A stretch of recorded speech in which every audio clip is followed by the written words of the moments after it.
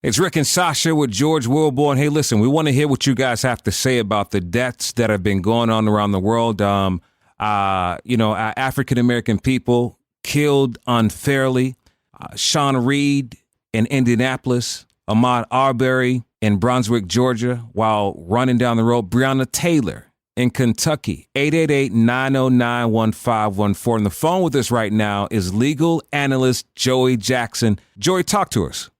Yeah, that's a tough one. It really is difficult. And it's difficult, from just a human perspective before even getting into the law, right? I mean, as a person who's a parent, a husband, a father, and has a son who's just a few years younger than Ahmaud, I mean, how it's just very disturbing and quite frankly horrifying, right? I mean, how many more things can happen involving members of the Black community as it relates to, going in and having a meeting in a coffee shop and getting kicked out of there, right? Driving while Black, jogging while Black, walking while Black, talking while Black, being in a hotel room while Black, being pulled over to a police officer while Black. So it's really difficult. And I think we have to really get a handle on this, in our communities and as a country, the things that are happening. I just think they're just senseless. And particularly something like this, where you think you can take matters into your own hands and you could, execute some citizens arrest and all the rest of it. It just doesn't make sense. And so it saddens me and it sickens me. And that's how I feel about it as an individual. And, getting into the legal issues, if we do, those are just really horrific as well. So all the way around, it's just really disturbing. When you say it sickens you, I feel you with that. How do we stop this case from dragging on? We have seen cases in the past that take so long when you have the evidence right in front of you. And that's a great question. So legal analyst Joey Jackson is with us. And when we come back, Joey, we want you to answer that question as we're talking to Ahmaud Arbery and Sean Reed. It's Rick and Sasha with George Willborn.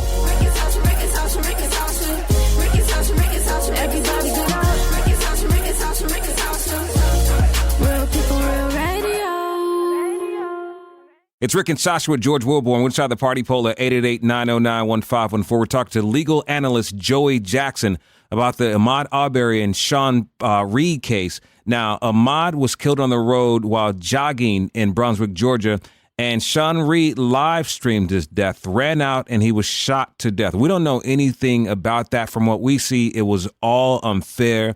And Joey Jackson was just saying how it just sickens him as it sickens us all. When you say it sickens you, I feel you with that. How do we stop this case from dragging on? We have seen cases in the past that take so long when you have the evidence right in front of you. Yeah, it's a great question. And I think there's a couple of things to that, right? And so, we just mentioned the investigation and the potential for the federal government to get involved. And my issue is as follows. The first thing is that from a person involved in the process, right, a person who was a former prosecutor, as I was, a defense attorney who's in our court system, for any prosecutor to render a conclusion within 24 hours that there's nothing to see here is just so troubling, and it leaves a bad taste in everyone's mouth, because we should have a transparent process. We should have a process that everyone respects and appreciates and everyone knows and understands is going to work for them. So when you have a prosecutor who should be recused, who renders an opinion about the case and who otherwise says, you know what, it's open and shut, that's disturbing. So to your point about dragging on, here's my issue. If you want a state investigation, which certainly there should be, have that state investigation, make it open, make it fair, let the public see what evidence has been uncovered, what has been found, and hold the people accountable. And the investigation shouldn't just be limited to obviously the issue and, most importantly, obviously, Ahmaud Arbery is dead, and it was senseless. It did not need to happen. And certainly the two individuals responsible, Greg McMichael, who's 64, the older, and Travis McMichael, his son, who's 34, hold them accountable as far as the state investigation, look at their conduct. But I think it needs to carry a step over and further. What did the prosecutor know? When did he know it? He should be under investigation. Absolutely. The police department, what actions did they take with respect to communicating with the prosecutor? They should be under investigation. Absolutely. Anyone who made a decision, and then taking it further from there. The federal government, there's a place for them to come involved. People say it's a hate crime. It's not a hate crime. Look, if you're jogging while black, you get shot, you get, stopped That's and a haunted hate and crime. shot. It seems like a hate crime to me. It certainly does. Me too. But people have different opinions on that, and I get it. It's the United States of America. It's all good. But the issue is we don't get to whether it was a hate crime unless we investigate whether it's a hate crime. So federal government, come on in and do your investigation and find out what they were thinking, what they were doing, why they felt that they needed to stop him, bear arms, corner him, and do what they needed to do. And so if there's a federal prosecution here, they should be involved. And so to sum up on your question, listen, if it takes a month, 2 months, 3 months, 4 months, 5 months, let it take what it takes. Let it happen. But I want the facts to come out. I want everyone to know and understand whatever those facts are. We all can be on the same page. We can all digest them. We could all review them. We could evaluate them. But the rush to justice that the prosecutor had in delivering on the 24th of February, a day after it happened, that, we can all go home, that further just infuriates me as a person who's involved in a process that I have to, deal with every day. And so we shouldn't have that. Let everything come out and let the truth go where the truth is. Stick around. We've got more with legal analyst Joey Jackson. It's Rick and Sasha with George Willborn.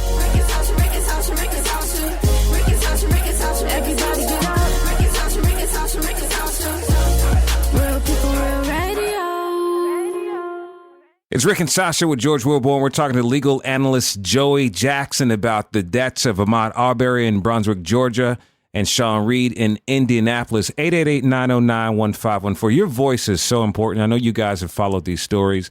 And as we get more information about Breonna Taylor, we'll show that she was a young lady who was killed in Kentucky by law enforcement. So you guys just keep sticking around, but more importantly, leave your comment because we want to play your thoughts. We want to hear your thoughts. 888-909-1514. Sasha, you had a question for Joey Jackson. Hey, Joey, the article that was written about can you sue for wrongful death from the coronavirus in New York, can that happen? Well, see, here's the issue. What has happened with just in transitioning to the coronavirus, what we've seen is that there have been a number of states across the country which have limited liability as it relates to suing for the coronavirus. And here's what I mean. Whereas in other times, you might be able to sue because you were in a nursing home, for example, right? And as you were in that nursing home, the standard of care wasn't up to par. And as a result of that standard of care, someone, acted negligently, and your loved one, who was more susceptible to dying because of their age, because of their infirmities, they would have died, you could sue.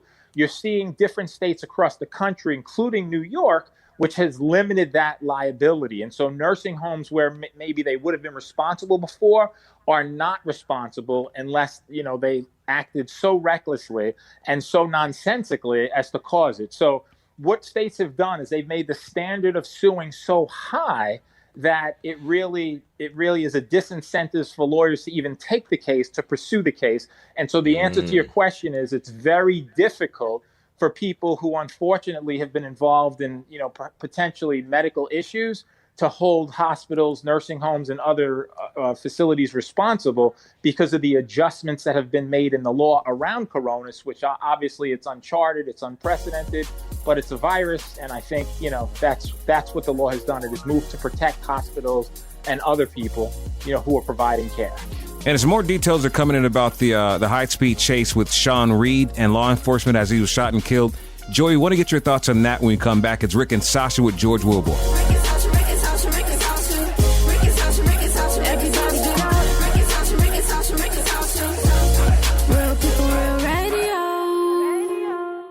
It's Rick and Sasha with George Willborn. So we've been talking about Ahmaud Arbery, a young man that was killed in Brunswick, Georgia.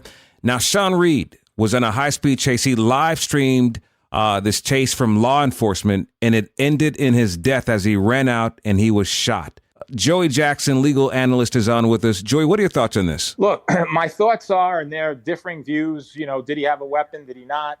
Were shots fired in between? Were they not? My view on all of these cases is it comes down to a couple of things in my opinion. The first it comes down to is that we as a community, we as a society, we as a country deserve to see and know everything that occurred so that we can make judgments and we can evaluate and we could see, was it right? Was it wrong?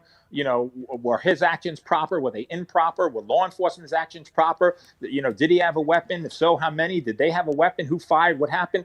And so I think as it relates to all, that matters should be every stone should be unturned. And once those stones are unturned, we could have a better assessment as to what happened and what did not happen. But, rushing to judgment and blaming the victim, et cetera, in my view, I don't think that has a place. And so let's see what occurs. But any shooting, involving anyone is troubling to me.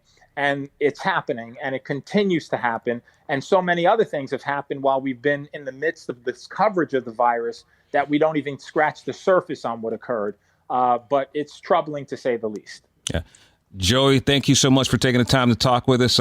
Listen, shameless plug. What do you got going on? Well, listen, I just, I'm trying to help as many people as I can. I have a law firm here in the city. It's called Joey Jackson Law, PLLC, the J. Jackson firm. And, we deal with people every day. We're doing free consultations around the whole coronavirus issue. We're helping people as it relates to the criminal justice system, as it relates to, labor and employment law, criminal defense law, personal injury law. So we just try to balance our firm. We try to put clients first, do the best we can. And we try occasionally to speak with good people like you so we can get the message out about what's what, who's who, and we can protect the people every day and twice on Sunday. There it is. Attorney Joey Jackson, thank you so much. We appreciate you. Thank you. Thank All right. you. All thanks. of you. Okay, thanks. Bye-bye.